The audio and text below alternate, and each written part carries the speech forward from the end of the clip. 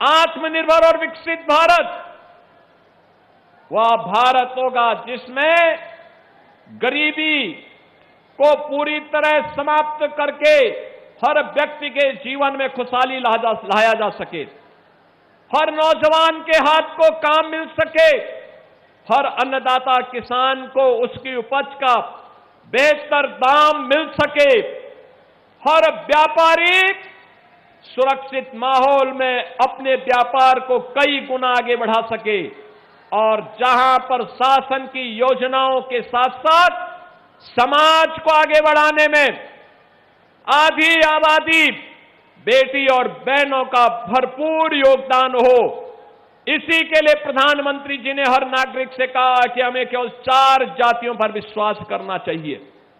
ये 4 जातियां हैं गरीब, अन्नदाता किसान, महिलाएं और युवा। ये 4 जाति के अलावा और जाति नहीं। याद करना, जो बांटने वाले लोग हैं ये वही लोग हैं जो सालार मसूद गाजी को सम्मानित करते हैं, जो असला लहराते हुए दुर्दांत माफियाओं के लिए उनके सामने नाक रगड़ते हुए दिखाई देते थे। ये वही लोग हैं, याद रखना, ये वही लोग हैं जो लोग माफिया की कब्र में जाकर के फतिया पढ़ते हैं, फतिया पढ़ने का काम करते हैं। आज बहनों और भाइयों, आप देख रहे होंगे गाजीपुर के अंदर भी, गाजीपुर के अंदर आज हमारे स्पिरिचुअल टूरिज्म से जुड़े हुए स्थान का पुनरुद्धार हो रहा है। गाजीपुर लोहरी काशी भी कहा जाता है, इसका अपना आध्यात्मिक महत्व है। मां गंगा के द्वारा धनुषाकार आकृति में इस पूरे जनपद को अभिसिंचित किया जाता है। पोहारी बाबा का आश्रम यहां पर है। भगवान परशुराम और महर्षि जमदग्नि का भी महत्वपूर्ण केंद्र यह जनपद रहा है, और उस जनपद में माफिया का पनपना, बहनों और भाइयों, ये शोभा नहीं देता, ये शोभा नहीं देता। तात्कालिक रूप से कुछ लोग लाभान्वित हुए होंगे, लेकिन याद करना, एक खतरनाक प्रवृत्ति है।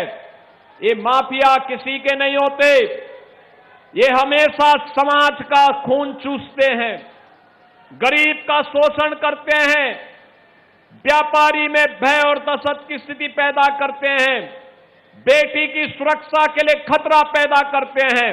और इसी के लिए हमारी सरकार ने तय किया था पहले दिन से कि अपराध और अपराधियों के प्रति, माफिया और माफिया के संरक्षक दाताओं के प्रति सरकार की 0 टॉलरेंस होगी।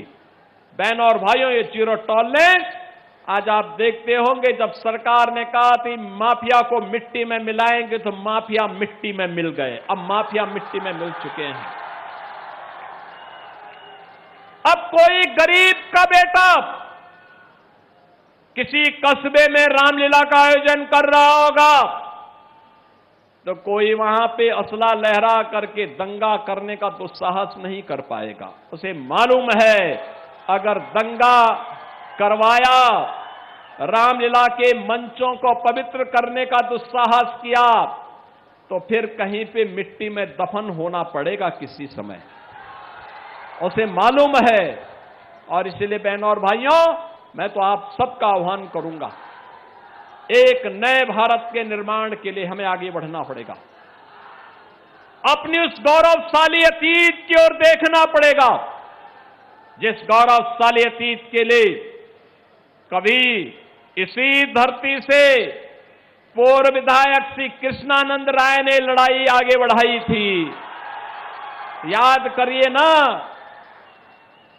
इसी धरती पे लड़े थे वे उन माफियाओं के खिलाफ। लेकिन सत्ता के संरक्षण में पल्ले माफियाओं ने किस निर्ममता और बर्बरता के साथ कृष्णानंद राय समेत यहां के 7 युवाओं की निर्मम हत्या कर दी थी।